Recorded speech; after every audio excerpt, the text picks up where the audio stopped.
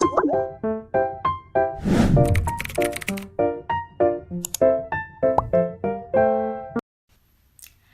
semuanya, teman-teman semuanya. Nama saya Reika Rindiani, saya dari kelas 4A Virtual. Di sini saya akan membahas salah satu materi mengenai perkembangan belajar bahasa.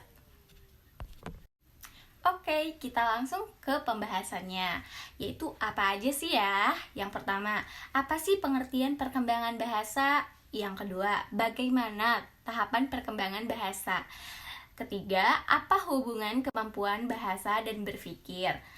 Keempat, bagaimana karakteristik perkembangan bahasa? Yang kelima, faktor-faktor apa saja yang mempengaruhi? Dan yang terakhir, apa perbedaan individual dalam perkembangan bahasa? Langsung aja yuk!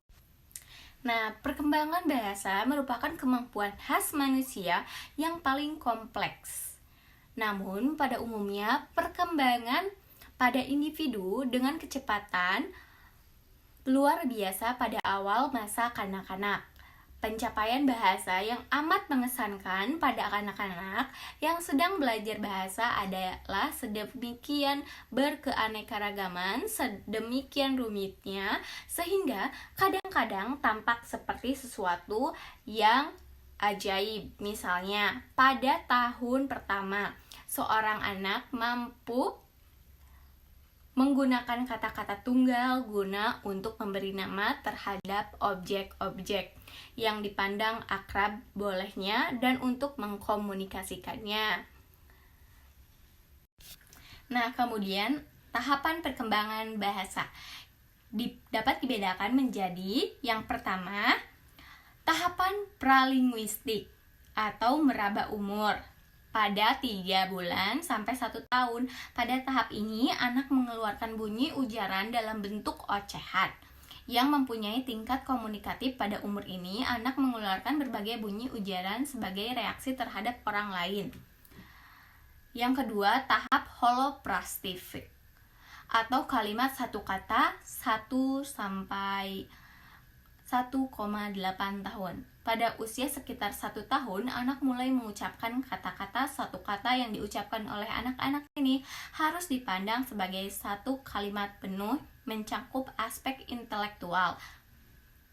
Nah, yang ketiga, tahap 2 kata. 1 sampai 2 tahun tahap ini. Nah, pada tahap ini, anak mulai memiliki banyak kemungkinan untuk menyatakan kemaluannya dan berkomunikasi dengan menggunakan kalimat sederhana yang disebut dengan istilah kalimat 2 kata. Nah, yang keempat, tahap perkembangan pada masa awal tahun 2 tahun sampai 5 tahun. Pada tahap ini, anak mulai mengembangkan tata bahasa panjang. Kalimat mulai bertambah, ucapan-ucapan yang dihasilkan semakin kompleks, dan mulai menggunakan kata jamak atau perubahan. Nah, yang kelima, tahapan perkembangan tata bahasa lanjutan 5-10 tahun loh. Pada tahapan ini, anak semakin mampu mengembangkan struktur pada bahasa yang lebih kompleks lagi, serta mampu melibatkan gabungan kalimat-kalimat sederhana dengan komplementasi dan konjungsi relativasi. Nah, tahapan yang terakhir yaitu kompetensi lengkap 11 tahun sampai dewasa.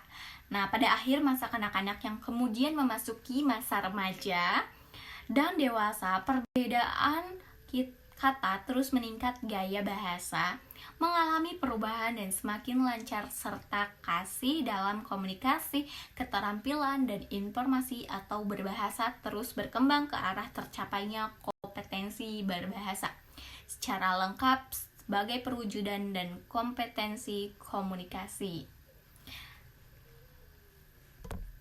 Nah, yang bagian ketiga yaitu hubungan kemampuan bahasa dan kemampuan berpikir.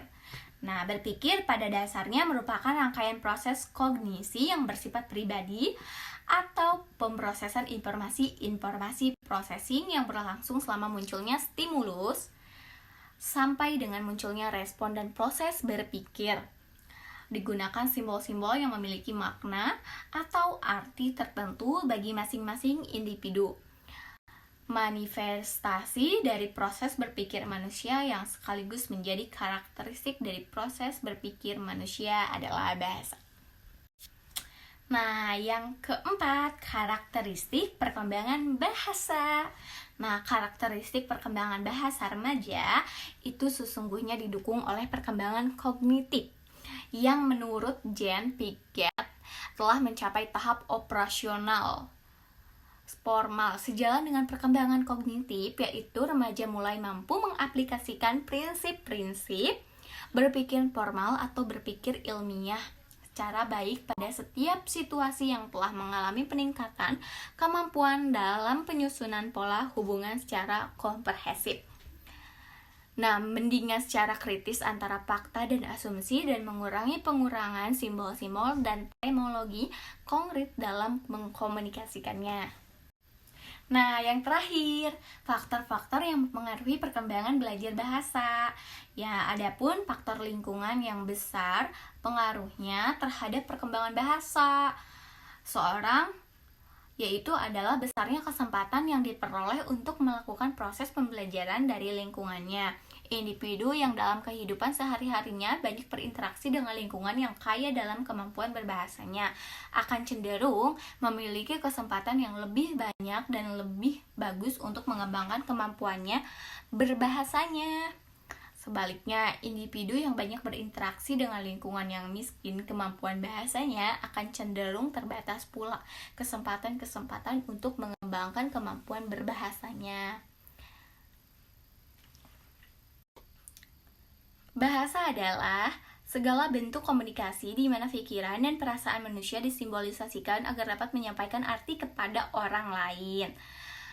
Bahasa merupakan alat komunikasi untuk menjalin pertemanan dan belajar banyak hal di sekitarnya.